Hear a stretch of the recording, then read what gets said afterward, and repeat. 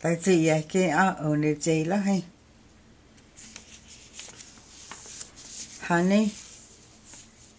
ta lâu nó cái ở gì là hay đâu đây kia đâu hi gì đâu hay lý à em bố tiêu cái này hay ở gì là nào quý sĩ con tự nó ở tự gì là ho ta lâu nó cái bố tự chứ cái ho bố tự là bố ta lâu nó cái gì hay honey ở này có ở gì là hay gì cái đó là cái hơi lý tao thôi cái đó thì gì số nó sao ở Louis thế cái nào số đi cắt thì vô tướng vô gì lắm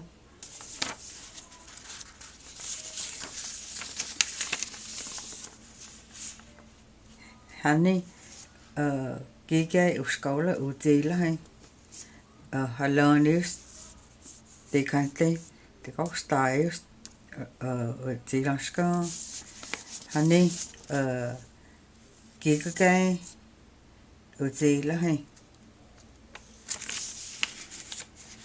honey ở gì là ha ta lòng nó cái ở gì lắm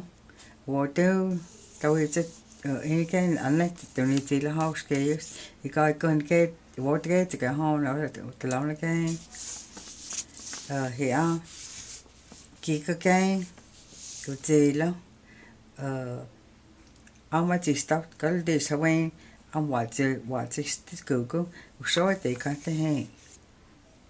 cái này cái nước sao vậy đi ông muốn là wasting anh nhớ thì cái cũng như gì lắm một chút chứ